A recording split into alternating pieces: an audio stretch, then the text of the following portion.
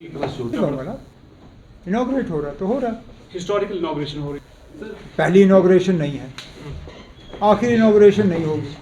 इससे पहले भी बहुत चीज़ें इनॉग्रेट हुई हैं, इसके बाद भी बहुत चीज़ें इनॉग्रेट हुई हैं।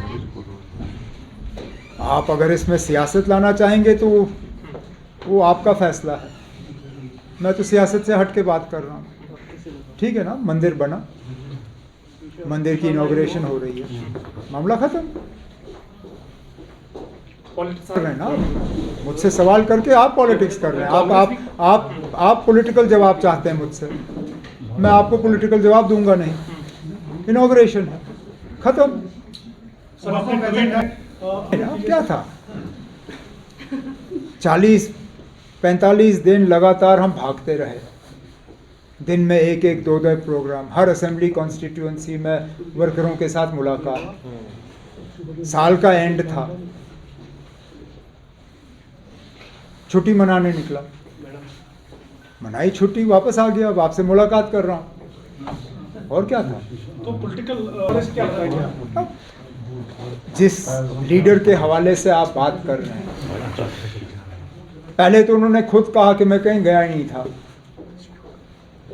और जिस पार्टी को छोड़ने की बात की जा रही थी उस पार्टी ने भी कहा कि इन्होंने कभी हमें ज्वाइन नहीं किया। तो अगर उन्होंने किसी पार्टी को छोड़ा नहीं था और किसी पार्टी को ज्वाइन नहीं किया था तो फिर ये घर वापसी थी ही नहीं। अगर इसके अलावा कोई है जो ज्वाइन कर रहा है या ज्वाइन करने पे सोच रहा है तो मुझे बताइए, तो फिर हम उस पर भी तबसरा कर सकते हैं। लेकिन फ़िलहाल आप एक लीडर की बात कर रहे हैं, उन्होंने खुद कहा कि मैं कभी गया ही नहीं था। तो अगर वो कभी गए नहीं तो फिर ज्वाइनिंग तो हुई नहीं ना। पॉलिटिकल पंडित्स तो उस पर यहाँ तक नॉन मुस्लिम्स का मदीना जाने का सवाल है, ये आप मेहरबानी करके सऊदी अरेबिया के जो वहाँ हुक्मरान हैं ये आप उनसे करिए। मस्जिद की देखभाल, फैसला ये कि कौन वहाँ जा सकता है कौन नहीं जा सकता है, वो आप और मैं यहाँ कश्मीर में बैठ के नहीं करते, वो तो रियाद में फ़ैसला होता है। तो अगर इसको लेके कोई सवाल है तो बेहतर ये होगा कि रियाद में जो हुक्मरान बैठे हैं ये सवाल उनसे किया जाए। जहाँ तक यहाँ के मतलब पॉलिटिकल सिनारियो की आप बात कर रहे हैं, मेरे यहाँ से जाने के बाद और वापस आने में मुझे तो कोई ख़ास बदलाव नज़र नहीं आया है। जो एक्टिविटीज़ इससे पहले थी वो आज भी चल रही हैं, जो इससे पहले लीडर थे वो आज भी हैं, और जो इससे पहले बातें हो रही थी वो आज भी हो रही हैं। लोग बिजली को लेके परेशान हैं, लोग पानी को लेके परेशान हैं, लोग राशन को लेके परेशान हैं।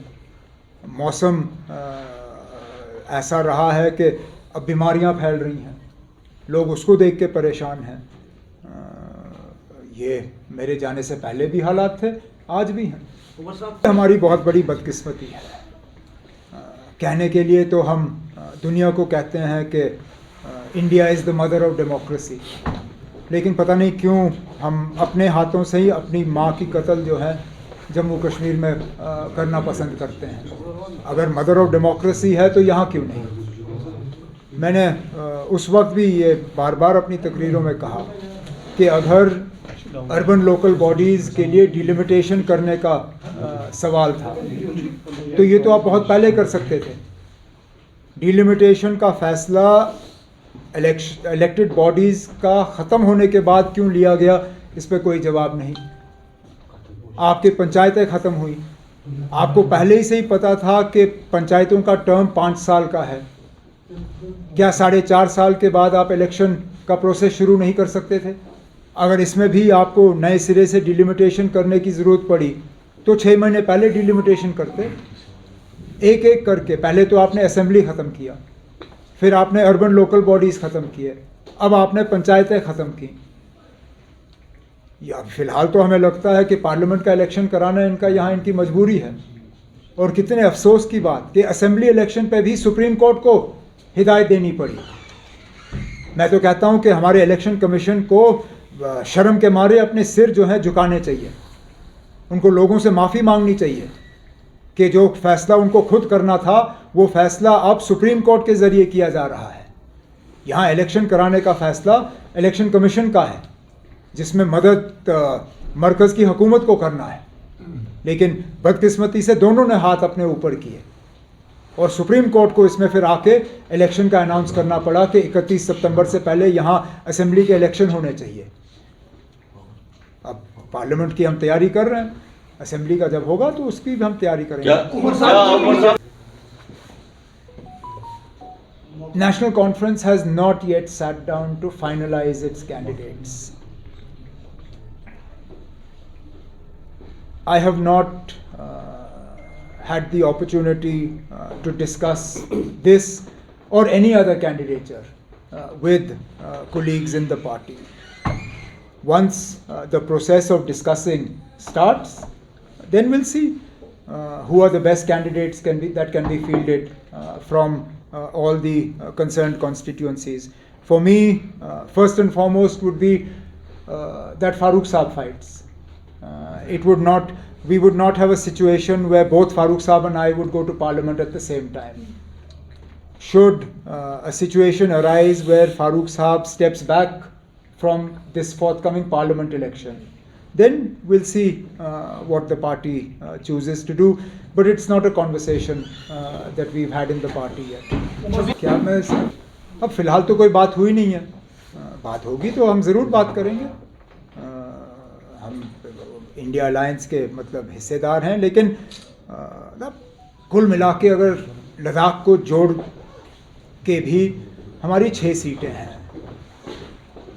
मुझे नहीं लगता हमें 10-15 मिनट से ज़्यादा लगेगा अपना फैसला करने पे। 6 सीटों में अब 10 मिनट, मैं कहता हूँ 10 मिनट भी बहुत है, हम तो 5 मिनट में ये कंप्लीट कर सकते हैं।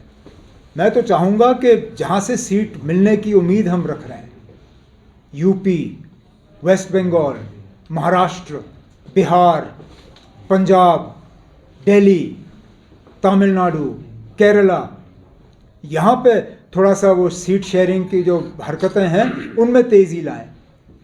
हमारी 6 सीटों पे जैसे मैंने आपसे कहा हमें 10 मिनट लगेंगे, हम तो वो कभी भी कर सकते हैं।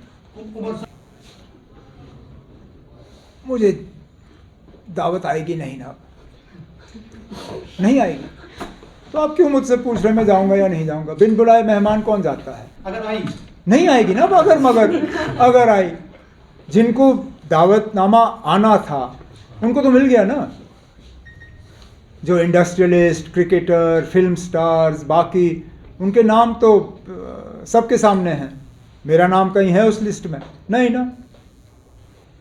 ना इनका कोई इरादा है मुझे बुलाने का। जब इनका कोई इरादा नहीं है बुलाने का तो अगर मगर में हम क्यों पढ़ें? कोई नई बात नहीं है, पंजाब और ये कोई नई बात नहीं है। हर रियासत और हर यूनियन टेरिटरी को हर साल नहीं दिया जाता मौका।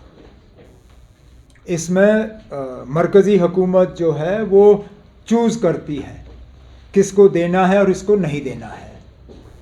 अगर आपका सवाल ये है कि सिर्फ अपोजिशन स्टेट्स जो हैं उनको इससे बाहर रखा गया तो मैं कहूँगा कि ये बदकिस्मती है। ये 26 जनवरी जो है ये बीजेपी का प्रोग्राम नहीं है, ये मरकज़ी हुकूमत का प्रोग्राम नहीं है, ये पूरे मुल्क का है। हाँ बेशक आप हर रियासत को हर साल मौका नहीं दे सकते हो, लेकिन सिर्फ अपोजिशन पार्टीज़ की हुकूमतों जो हैं उनको यहाँ से बाहर रखना, इस पर दोबारा सोचने की ज़रूरत है। ये सीधा सीधा हमारे साथ लूट है, और क्या कहूँगा मैं। प्रोजेक्ट हमारा, पानी हमारा, बिजली हमारी। अगर यहाँ पे हम लोगों को 24 घंटे बिजली हफ्ते के 7 दिन फराहम कर रहे होते तो मुझे कोई एतराज़ नहीं होता। राजस्थान क्या, आप तमिलनाडु और मालदीव्स तक ये बिजली पहुँचाओ, मुझे फ़र्क नहीं पड़ता।